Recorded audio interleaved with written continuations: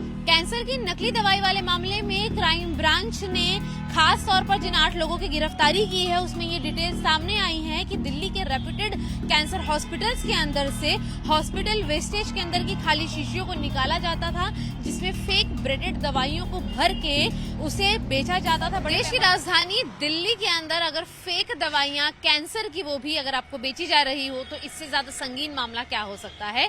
देश की राजधानी में दिल्ली पुलिस की क्राइम ब्रांच ने इस ऐसे गैंग का भंडाफोड़ किया है जो कि कैंसर जैसी गंभीर बीमारी के अंदर भी लोगों को नकली दवाइयां सप्लाई कर रहे थे। फिलहाल हम मौजूद हैं रोहिणी इलाके में उस फार्मेसी के बाहर जहां पर नकली दवाइयों की सप्लाई चेन अपना हवाला रैकेट एक तरीके से चला रही थी। डॉक्टर्स फार्मेसी ये इस जगह का नाम है, इस शॉप का नाम है। और आपको बता दें कि इसे चलाने वाले परवेज हैं और कोमल तिवारी है। दोनों ही खाली शीशियों के अंदर नकली ब्रेडेड दवाइयां कैंसर की डालते थे और उसे ही लोगों को बेचा करते थे। दवाई की ये जो दुकान है इस पर थोड़ी नजर फहराएं तो आप देखेंगे कि लिखा गया है बकायदा, deals in anti cancer surgical and cosmetics, discount up to 70%। Discount अगर कोई दुकान आपको 70% से ज्यादा देगी तो आखिर वो मुनाफा कैसे कमाएगी। ये पूरा इलाका कैंसर अस्पताल के नजदीक है और इसीलिए यहाँ पर कई सारे मेडिकल स्टोर्स मौजूद हैं। लेकिन खास तौर पर ये जो डॉक्टर्स फार्मेसी है ये लोगों को बेवकूफ बनाते थे। इनके मेन एजेंडा पे दिल्ली से बाहर से आए हुए जो लोग होते थे वो होते थे, जहां पर ये बिहार, नेपाल, कई अन्य राज्यों से आने वाले लोगों को टारगेट करते थे और खास तौर पर जो हॉस्पिटल वेस्ट के अंदर शीशियां होती थी खाली, उन्हें लेकर उसके अंदर ब्रेडेड दवाइयों को भरते थे। कभी बोतल आधी होती थी और मोटे डिस्काउंट की लालच में लोग यहां से दवाइयां भी खरीदते थे और बड़े पैमाने पर उन्हें सप्लाई किया जाता था, साफ तौर पर बेवकूफ बनाकर कि किसने बड़े पैमाने पर वो हॉस्पिटल के फार्मेसी से नहीं बल्कि इन फार्मेसियों से दवाई लेंगे तो उनकी कीमोथेरेपी का जो खर्चा है वो बड़े हद तक कम हो जाएगा। फिलहाल इस पूरे मामले में 8 लोगों की गिरफ्तारी के बाद पुलिस इस बात की जांच कर रही है कि ऐसी फार्मेसी में काम करने वाले लोग या अस्पताल के कर्मचारियों के इस पूरे रैकेट में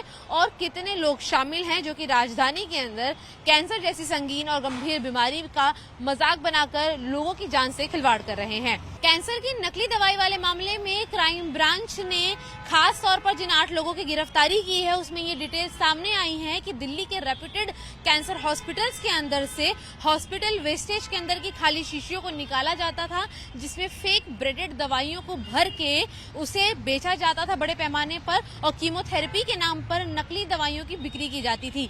फिलहाल इन्हीं बड़े हॉस्पिटल्स के अंदर भी लोगों को गिरफ्तार किया गया है और अब दिल्ली की क्राइम ब्रांच पुलिस ये जानने की कोशिश कर रही है कि हॉस्पिटल वेस्ट को लेकर भी एक अलग गाइडलाइन होती है तो आखिर इन लोगों का एक्सेस इन खाली शीशियों तक या हॉस्पिटल के वेस्ट तक कैसे पहुंचा। अंकित के साथ शिवानी मिश्रा, टाइम्स ऑफ भारत के लिए दिल्ली से। इस खबर को सुनकर न सिर्फ कैंसर पेशेंट बल्कि आम जन भी परेशान हो सकता है कि जिस कैंसर के खिलाफ देश बड़ी लड़ाई लड़ रहा है उसकी राजधानी में इसकी नकली दवाइयां बेची जा रही थी। न सिर्फ राजधानी बल्कि हरियाणा से लेकर बिहार तक कैंसर की नकली मेडिसिन का एक रैकेट चल रहा था जो इनको अलग अलग जगहों पर पहुंचा रहा था। इस रैकेट को दिल्ली पुलिस क्राइम ब्रांच ने पकड़ा है और इसमें 8 लोगों की गिरफ्तारी की गई है। इस पर बात करने के लिए हमारे साथ special CP crime Shalini Singh ji है। मैम, ये रैकेट किस तरीके से काम कर रहा था और ये अपने में बेहद हैरान करने वाली खबर है जिस कैंसर को लेकर खुद देश के प्रधानमंत्री एग्रेसिव हैं और वो इसके खिलाफ बड़ी लड़ाई लड़ने की बात कर रहे हैं, उस देश की राजधानी में नकली दवाएं बेची जा रही थी। देखिए, हमारी क्राइम ब्रांच में डीसीपी अमित गोयल साहब की टीम को इन्फॉर्मेशन आई थी कि ये कैंसर की नकली दवाइयां राजधानी में बन रही हैं। तो हम लोगों ने उस इन्फॉर्मेशन को डेवलप किया तो पता लगा कि मोती नगर में और डीएलएफ में 2 फ्लैट्स में इसकी फैक्ट्री चल रही है। उस पर जब रेड की गई तो भारी मात्रा में वहां से एम्प्टी वायल्स भी मिले और भरे हुए कैंसर की दवाइयों के वायल्स भी मिले। ये सब नकली दवाइयां थी।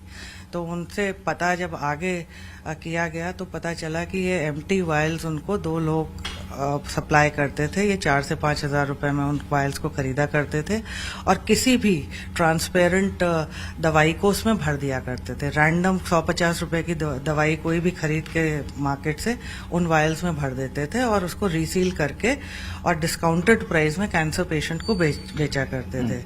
अब जो ये दवाइयां होती हैं ये बहुत महंगी होती हैं। कैंसर की दवाइयां करीब 1.8 लाख से ऊपर की होती हैं। कुछ स्पेसिफिक दवाइयां हैं जिनके बारे में बता सकते हैं आप, कुछ मैं ब्रांड स्पेसिफिकली किसी दवाई का नाम नहीं लूंगी, लेकिन ये सारी की सारी जो दवाइयां हैं ये अलग अलग ब्रांड्स की दवाइयां थी जो इनके यहाँ से मिले, तो उस पे जो लेबल्स लगे थे वो अलग अलग ब्रांड्स के इन्होंने लगा रखे ये थे। ब्रांड इंटरनेशनल थे या नेशनल भी थे?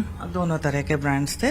तो ये उसमें जो है उनमें कोई भी रैंडम दवाई भर करके और उसको ये बेच रहे थे। तो जो इनसे दवाई खरीद रहे थे वो कैंसर पेशेंट्स तो इस विश्वास में ले रहे थे कि ये जेन्युइन दवाइयां हैं, तो ये उनकी जिंदगी के साथ एक तरह से खिलवाड़ कर रहे थे।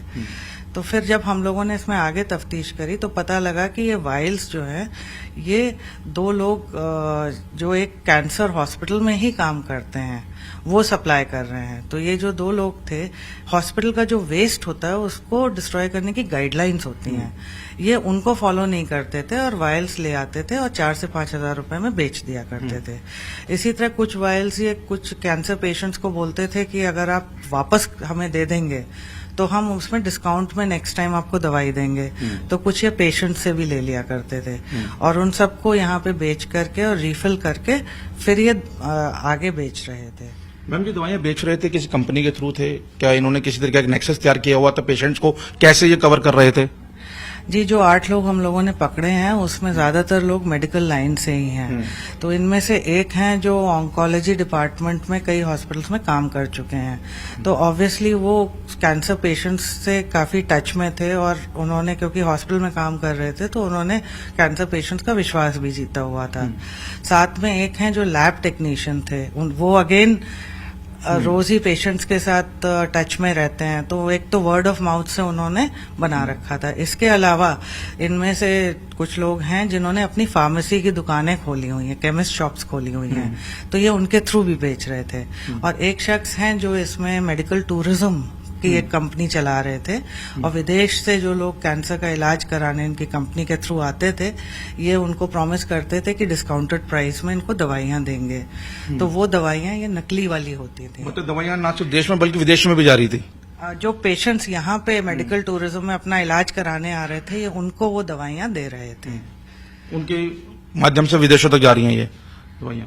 ऑब्वियसली जो पेशेंट यहाँ पे आता है वो कुछ दवाई एक्स्ट्रा खरीद के लेके ही जाता है कि आगे भी उसको जरूरत पड़ सकती है, इसलिए। फिर एक हम लोगों ने अरेस्ट किए हैं मुजफ्फरपुर बिहार से, वो भी, उनकी भी वहाँ पे एक केमिस्ट शॉप है जिसके थ्रू वो लोगों को ये दवाइयां बेच रहे हैं। अभी आगे इसमें तफ्तीश चल रही है। मैम, जांच में क्या सामने आया है निकल के, क्यों कोई विदेश से जो टूरिज्म आ रहा है, जो लोग आ रहे हैं, वो लोग भी इनसे कुछ कनेक्ट है? वहाँ पे कोई ट्रेवल एजेंट्स हो जो इनके पास भेज रहे हो, इस तरीके के रैकेट में काम कर रहे हो? अभी हम लोगों की तफ्तीश इनिशियल स्टेज में है, कल ही अरेस्ट किए गए हैं, तो ये सारी चीजें जांच का विषय रहेंगी। मैम, अभी तक अगर अमाउंट की बात करें, किस अमाउंट तक ये सेल कर चुके हैं मार्केट में? और मैम, मेन चीज इनकी टारगेट जो कस्टमर्स है वो कहाँ तक थे? क्या मतलब एक पर्टिकुलर एरिया था या इनका एक वाइड एरिया था? ये पिछले 1.5 साल से ये काम कर रहे हैं। अभी भी हमने जो बरामद किया है उसमें करीब 4 करोड़ के तो वायल्स बरामद किए हैं। इसके अलावा कैश भी है जिसमें करीब $18,000 मेडिकल टूरिज्म कंपनी के यहाँ से मिला है। तो इससे आपको अंदाजा लग सकता है कि कितना पैसा इन्होंने कमाया है। और अभी तक जो हम लोगों का दिल्ली में, हरियाणा, गुड़गांव में, प्लस बिहार में, और उनसे आगे पता लग रहा है कि पुणे की साइड में भी ये लोग सप्लाई कर रहे थे।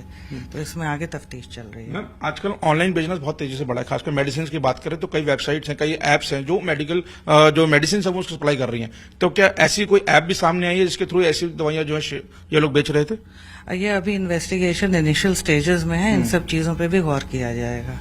धन्यवाद। तो ये हैं स्पेशल सीपी शालिनी सिंह जी, जिनका कहना है कि अभी इन्वेस्टिगेशन चल रही है, इनका कितना वाइड एरिया था इसको लेकर अभी जांच की जा रही है। और खासकर से ये जिस तरीके से मेडिसिन बेची जा रही थी उसको लेकर अब लगातार क्राइम ब्रांच इस रैकेट पर आगे नकेल कसती जा रही है। कैमरा हरीश भट्ट के साथ मोहित ओम, टाइम्स ऑफ भारत, दिल्ली।